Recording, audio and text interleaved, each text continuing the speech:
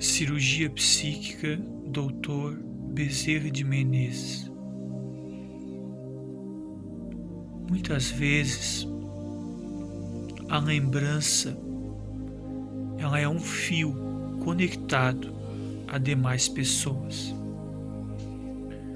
Quando você pensa em alguém que está pensando em você, subsequentemente o teu pensamento é um pensamento daquele que te pensou. Logo, pensamentos em alinho, mesmo em energias opostas, geram tensões de energia psíquica, gerando em alguns fatores a psicossomática. Em linhas gerais, isso quer dizer que as vibrações de um são sentidas em 2, que as vibrações de 2 são sentidas em 10, que as vibrações de 10 podem chegar a 1000. Você entende com isso a responsabilidade de pensar?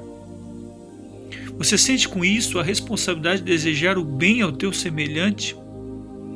Você sente com isso a responsabilidade de controlar emotividade, emoções reprimidas, saudades, mas tudo voltado para o bem. Quando é voltado para o bem, é uma flor que se abre como uma lótus no psiquismo, na psique, no aparelho psíquico da pessoa.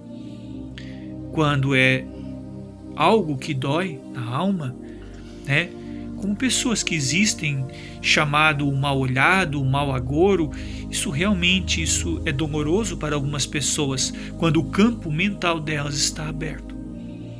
Quando Jesus diz vigiai e orai, ele ensina a regra básica da proteção do corpo e da alma, do lar e da essência.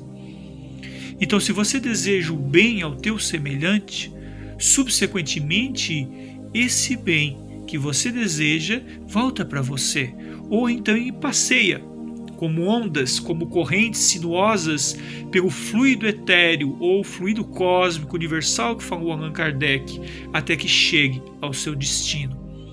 Como vai chegar no seu destino tem a ver com uma série de fatores. O teu rapport, a maneira que você troca energias com essa pessoa, a maneira como você intercala energias com essa pessoa, a maneira como você transmuta forças com essa pessoa. Me faz lembrar a película cinematográfica de Walt Disney, se eu não me engano foi fim de década de 40 e início da década de 50, chamado A Dama e o Vagabundo. Essa película é sensacional porque demonstra ali os cuidados que a elite burguesa tinha com as mulheres no século XX. As mulheres eram verdadeiras princesas, aquelas que vinham de berço de família, A casa toda ajeitadinha, a asepsia, o banho, o cabelo, as rosas sobre a mesa no café da manhã, os cuidados, o amparo, um lar aquecido, a lareira, o fogo, a vida da lady.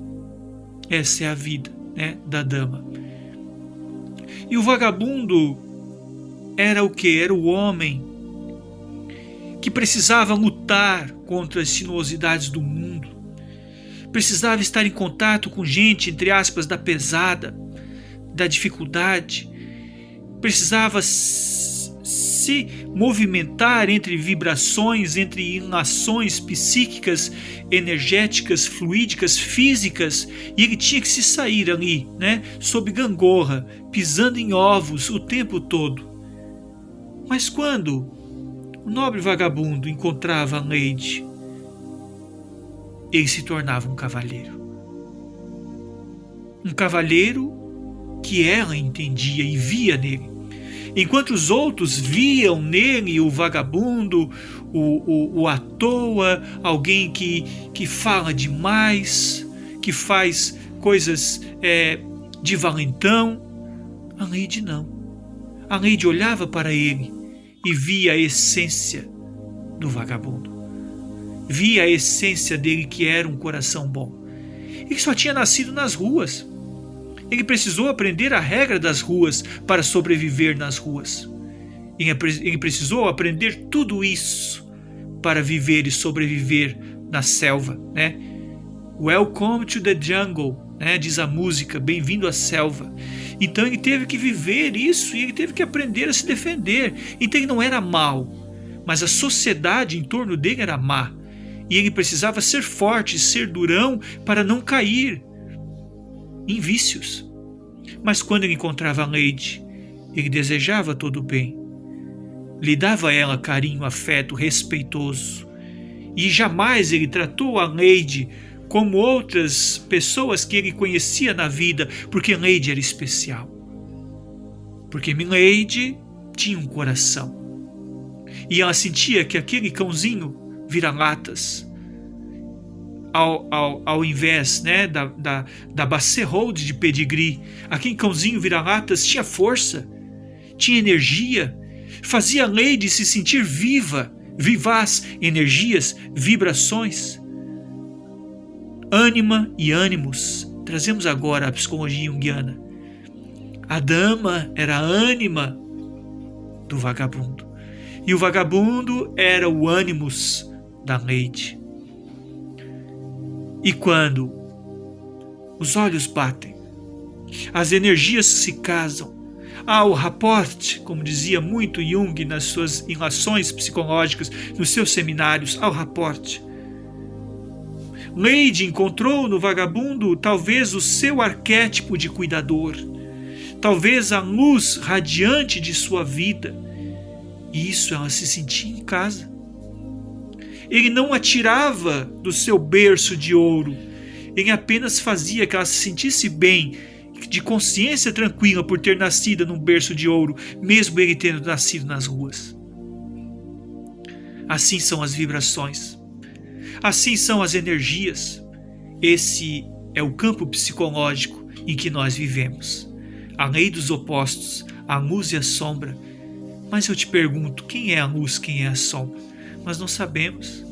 Se nós soubéssemos, nós teríamos um domínio completo do nosso inconsciente, e nós não temos.